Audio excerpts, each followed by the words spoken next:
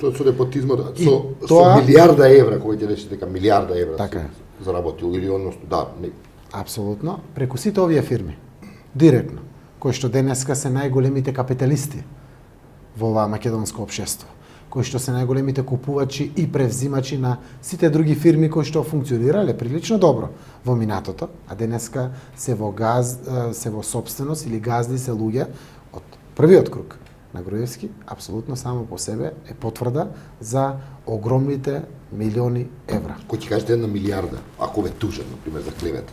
Ова што што ја го кажувате, Така. не проаѓа како аргументација. Ова, ако мислите дека сега треба како докази да го вадам овие Ова не е секако, суд, дека- се разбира, но Така е. прашувам, имате докази? Кога ве Секако.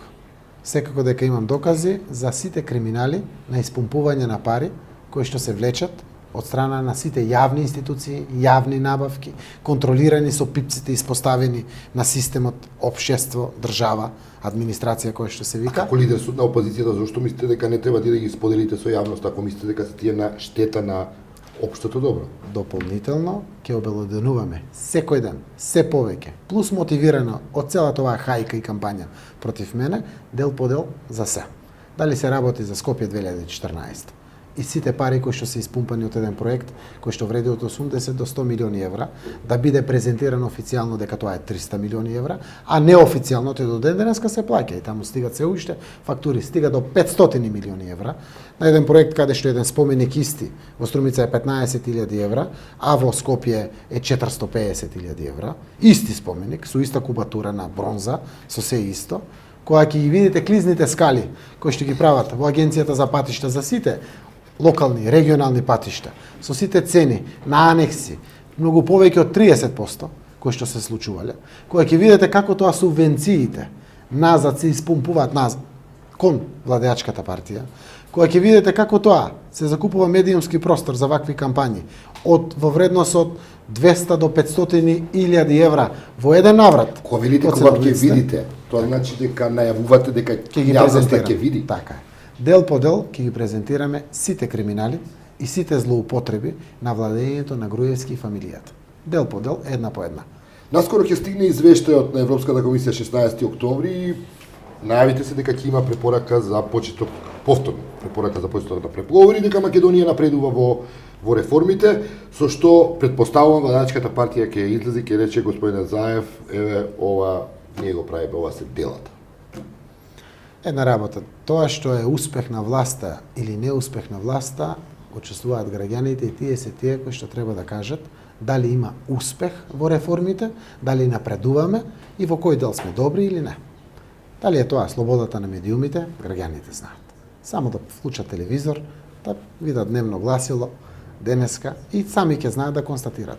Судството, посебно она што се случи на локалните избори, со целиот преседан на управниот суд, во општина Центар, во општина Струмица, во двете општини, со прегласувањето и поништувањето, со одлуки на управен суд, е сама по себе потврда какво ни е судството. Не, на она за кое што зборуваат сите. Јавната администрација. Велите дека Европската комисија ќе прогледа низ прсти. Јас сваќам дипломатијата и политиката која што води Европската унија, која што сака да ни помогне. Апсолутно очекува да направиме исчекор, конечно исчекор на нашиот пат кон Европската унија. Очекуваат да оваа власт, која што еве 8 година, е со огромна поддршка од граѓаните, пронајде решение за проблемот со името. За да може, покрај вакво крупно нерешено прашање, да дебатира, секако, дај Боже, со разглобување на поглавјата, кога ќе отпочнат преговорите, каде што тоа што сега го криеме, порано или покасно мора да излезе на површина. Заради тоа што стандардите се јасни, европските закони и декларации се јасни, кои што морат да бидат целосно почитувани. Кога го спомнавте, тоа е таа пречка за почетокот на преговори како што е проблемот со името, работите во Њујорк очигледно се случува нешто, министерот е таму, премиерот е таму, има најави за нова рунда на преговори. Дали имате информација што се случува и како опозиција можете да помогнете во решавањето на тој процес? Еве, дури и вие медиумите велите очигледно нешто се случува. Немаме ништо. Тронка. Не само тоа. Значи, ние сепак сваќаме дека премиерот е тој што одлучува дали ќе информира опозицијата или не и дали ќе бара поддршка од опозицијата за вакви На средбите со него, кога прашања. имавте тета ден средби во владата, прашавте? наместо тој да чувствува за потребно да ме информира и да побара поддршка, така е, секој пат за крупните прашања. Тоа е редот. Јас го прашам. При тоа давајќи на знаење дека нашиот однос по ова прашање досега е гаранција за нашата позитивна намера. Вклучете не директно, дајте ни информација за да помогнем. Што ви одговори? Се уште мислам дека не е време да ве информирам за ништо. До ден денеска. Ние имавме после тоа уште неколку средби. Се најавуваа одредени информации кои што ги научувавме од вас како медиуми, за жал од Али Ахмети, дел информации, не само пред јавности, на средбите пласирани, но не е ред од Али Ахмети да ни каже одредени работи, ние не знаеме дали тој, кој што е председател на партијата во коалиција со власта, а не учествува директно со некој ресор во влада, знае доволно се, за да можете да не информира. Рете ВМРО да помане да не информира. Имате ли информација што се случува денеска во Њуер? Очекувате ли дека името ќе се реши во некоја блиска иднина, зборувам за наредните 2-3 месеца до Европскиот совет во декември, кога треба да се одлучува по новата препорака за Зошто би очекувал Груевски да собере сили и снага, не знам, за да го реши овој проблем, кога 7 цели години ни покажува дека нито едно прашање кое што тангира негов рейтинг воопшто не троши ни трошка време за него. А како опозицијата би го решила објективно еден ваков проблем кој е објективна пречка на патот кон европските интеграции и проблем кој е наложен од Грција? Јас си давав предлози и таму кај премиерот. И ќе кажам предлози. И тие предлози ќе бидат согласни информациите кои што ги имам. Сакам прво, секогаш е многу многу добро медиумите да ја прашат и опозицијата за став при крупните. И ние треба да имаме став. И аплицираме да бидеме власт во оваа земја. Треба да го кажеме нашиот став. Но треба да знаете дека немаме информации за да прецизираме или искристализираме став за оваа прашање. Предложив пример да се закаже средба помеѓу двајцата премиери надвор од агендата да биде прашањето за името. За други прашања. Економската соработка, двојното оданачување, социјалните проблеми, кои што може да бидат социјални теми. Кому предложивте на Груевски? Многу често го предлагам на луѓето инволвирани во овој процес за да го стимулират. Што ви Еве, да се повика на средба на други теми, не на тема името. За да пуштиме порака дека ние сме две соседни земји, дека имаме интерес да изнаоѓаме решение.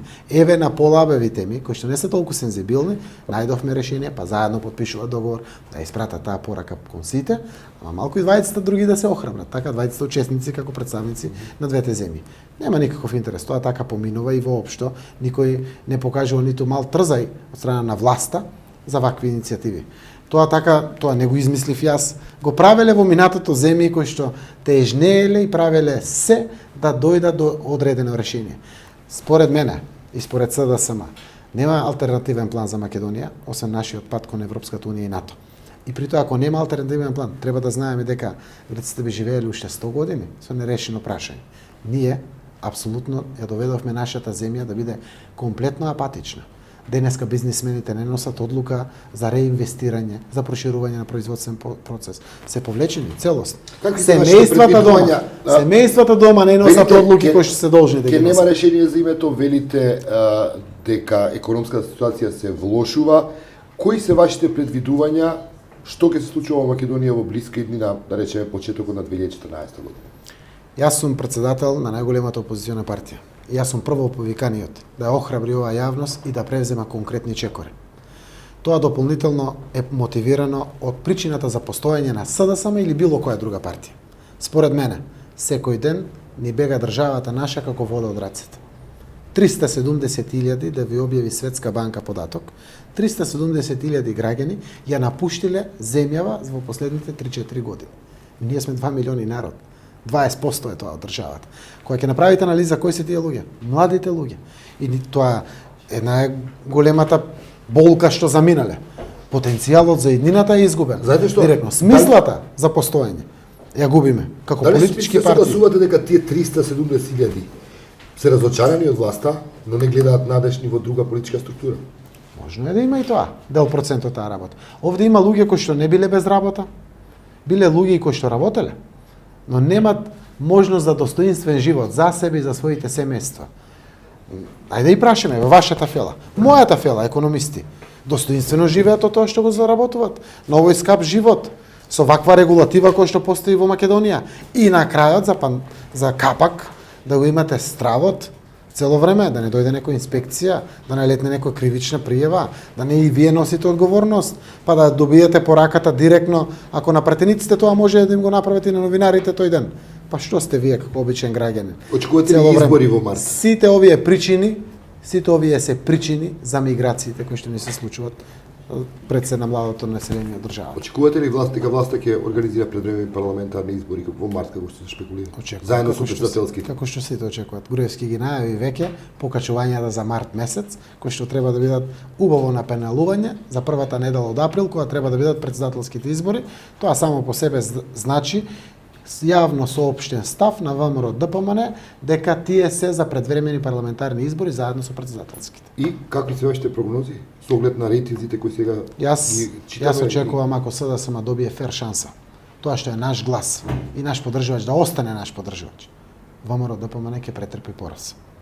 Но со изборен законник во кој што двајцата претседатели на најголемата позициона и на најголемата опозициона партија ќе излезат и ќе кажат да, тоа е регулатива која што заедно ја донесевме. Ќе прифатите ли избори во вакви околности? Во вакви околности секако не. Дарем да дозволам уште еднаш владеачкото мнозинство ќе донесе одлука за избори. Што ќе направите? Значи, една работа. Ќе излезете на избори или не? Ги имаме сите механизми како на демократски начин тоа да го спречиме. Ако и вие малку подразмислите, ќе дојдете до тоа кои се тие механизми. Пред се имаме регуларни претседателски избори, регуларни мислам на јасно воочен датум за таа работа, кој што треба да има свој цензус. Првата можност каде опозицијата може да ги спречи. Така, ние сакаме да имаме председател на оваа земја. Дај Боже тоа да биде председател кој што не е полтрон на власта. Размислувате ли во опозицијата за секако дека размислуваме. Значи сакаме да добиеме фер шанса со чист избирачки список. Јас овде морам да го соопштам податокот. Вие сте респектабилен медиум и треба да го знаат граѓаните. 2.100.000 народ имаме од последниот попис од 2002. И сега немаме попис. Сите велиме дека 500.000 или 550.000 се неполнолетни граѓани. Тоа се некои 18% од граѓаните кои што се неполнолетни граѓани. Кога ќе минусирате бројка, ви доаѓаат 1.550.000 граѓани со право на глас. На избирачкиот список има 1.800.000. Од тие 1.550.000 да минусираме тие што излегле надвор од државата. Дел од нив веќе немаат возобновено биометриска документација. Дел, 5% само да се. Таа бројка паѓа, 1.800.000. Не може да легитимираме нова фарса. Ние ќе бидеме соучесници. Ова мора да биде кристално чисто. Избирачкиот список, ако Заев како градоначалник, Милија Некиевски како министер, нема право за време на распуштањето на парламентот или распишување на изборите, 60 дена пред избори, да отуѓува државна сопственост, земјиште, згради или било што, така државата нема право во петокот пред неделата кога се гласа да дели 50 милиони евра субвенции. И што е тоа? Фарса? Легитимен законски начин на купување на човечки души, не на гласови. Тоа не го дозволуваме. Ви благодарам, господин Заев, за овој интервју. Благодарам на можноста што ни ја дадовте.